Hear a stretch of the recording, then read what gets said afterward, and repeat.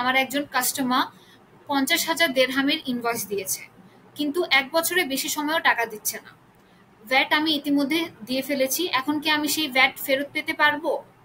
এটি bad date relief সম্পর্কিত question.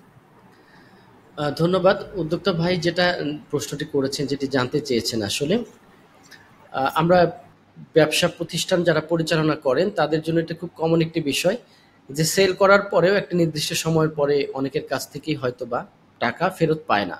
100% recovery হবে এটা আসলে আশা করা যায় না। এটাই অনেকের সামর্থ্য থাকার কারণে যে সবসময় এটা হয়ে থাকে তা না।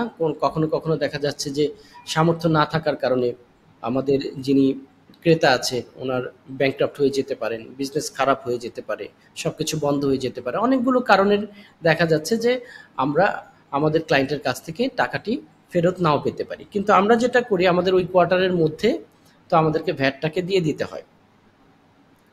আমরা তো এই টাকাটা পাচ্ছি না। তো যদি আমরা সেই টাকাটা না পাই তাহলে এখানে ভ্যাটের ক্ষেত্রে ভ্যাট দিয়েছি সেটা একটা লোকসান। আবার কর্পোরেট ট্যাক্সের ক্ষেত্রে আমরা যেটা সেল হিসেবে কাউন্ট হচ্ছে কিন্তু আসলে এটা সেল না, সেখানে আরেকটা আমার রেভিনিউ বেড়ে যাচ্ছে, সেক্ষেত্রে আমাকে 9% কর্পোরেট ট্যাক্স দিতে হচ্ছে। তো দুইটা জায়গাতে আমাকে এই ধরনের প্রবলেম হতে পারে। তো এই ক্ষেত্রে আমি আসলে কি করব? এই ক্ষেত্রে অবশ্যই ব্যাড ডেট রিলিফ হিসেবে আপনি পাওয়া যাবে। আপনি পেমেন্টটা যদি 6 মান্থস বা 6 মাস হয়ে গেছে আপনি পাননি, তাহলে ব্যাড ডেট হিসেবে এটাকে রিকভার করতে পারেন যদি রিকভার না হয়ে থাকে। এখন আপনাকে 6 মাস পর্যন্ত অপেক্ষা করবেন। করার পরে যে আপনি এটাকে ব্যাড ডেট হিসেবে ক্লেম করবেন, এটা কিভাবে করবেন? এটার কিছু প্রসেস এবং প্রসিডিউর আছে, যেটা ব্যাড ডেট ক্লেম করার পরে তো গভর্নমেন্ট আপনার কাছে বা এফটি আপনার কাছে এটা প্রুফ চাইতে পারে না যে এই কাস্টমারকে ব্যাড ডেট আপনি করেছেন। কখনো কখনো দেখা যায় যে আপনার ব্যাড ডেটসের ক্ষেত্রে আপনি যে ক্লায়েন্টের কাছে অফিসিয়ালি পেমেন্টটা চেয়েছেন, প্রথম কথা হলো আপনার ইনভয়েস, আপনি সেল করেছেন সেটার একটা ইনভয়েস ওই ডেট অনুসারে।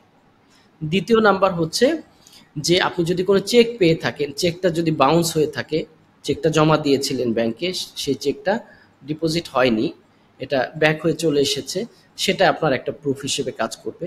3 নাম্বার হলো আপনি হোয়াটসঅ্যাপ, ইমেল বা টেক্সট মেসেজের মাধ্যমে অথবা আপনি লিগ্যাল কোনো নোটিশের মাধ্যমে যদি সেই ক্লায়েন্টকে জানান দিয়েছেন বা তার কাছে যে পেমেন্টটা চেয়েছেন তারপরে পাওয়া যায়নি, এটা 6 মাসের মধ্যে, তাহলে এটাও আপনার পেমেন্ট প্রুফ হিসেবে কাউন্ট হবে।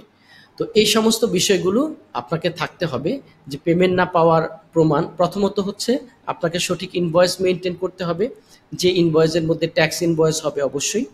তারপর হচ্ছে যদি আপনার ভ্যাট রেজিস্ট্রেশন করা থাকে, তারপরে ভ্যাট অ্যামাউন্ট লেখা থাকবে, টিআরএন লেখা থাকতে হবে, ইনভয়েসের নাম্বার, তারিখ, সব কিছু সঠিকভাবে ইনভয়েসে কাস্টমারের যে ইস্যু করেছে সেই কাস্টমারের ডিটেলসটা থাকতে হবে। সেই ইনভয়েসের মধ্যে যে পণ্যের সংক্ষিপ্ত পরিসরে বিস্তারিত লেখা থাকতে হবে। এরপর হচ্ছে যে পেমেন্ট পেমেন্ট না পাওয়ার যে প্রমাণ, পেমেন্ট প্রুফ, যে মানে পেমেন্ট পাননি এটার যে একটা প্রুফ, আপনি ব্যাংক স্টেটমেন্ট থেকে যে পাননি এটা দেখাতে পারেন যে আপনার ব্যাংকে সে টাকাটা আসে, বা ক্যাশে সে টাকাটা আসেনি আপনার অ্যাকাউন্টস থেকে আপনি দেখাতে পারেন, বা আংশিক যদি পেয়ে থাকেন আর আংশিক পাননি সেটাও আপনি পেমেন্ট প্রুফ হিসেবে দেখাতে পারেন। আপনার কাছে যদি চেকটি বাউন্স হয়ে থাকে সেটা চেকের কপি হিসেবে আপনি দেখাতে পারেন। এই হচ্ছে বিষয়। এইভাবে তারপর হচ্ছে পেমেন্ট, যেটা বললাম যে পেমেন্ট সংগ্রহ করার চেষ্টা করেছেন, আপনি ফলো আপ মেল দিয়েছেন, আপনি পেমেন্ট রিমাইন্ডার দিয়েছেন, লিগ্যাল নোটিশ পাঠিয়েছেন, হোয়াটসঅ্যাপে যোগাযোগ করেছেন, এইগুলো আপনাকে পেমেন্ট প্রুফ হিসেবে, অর্থাৎ পেমেন্ট প্রুফ না, আপনি যে পেমেন্ট সংগ্রহের চেষ্টা করেছেন সেটা প্রুফ হিসেবে ব্যবহার হবে। এবং ইনভয়েস ডেট থেকে আপনার লাস্ট যে দিন আপনি এটাকে ব্যাড ডেটস হিসেবে কাউন্ট করছেন সেদিন যে 6 মান্থস পার হয়ে গেছে সেটার একটা মাঝখানে একটা গ্যাপ থাকতে হবে, 6 মান্থস হয়ে গিয়েছে এইটা।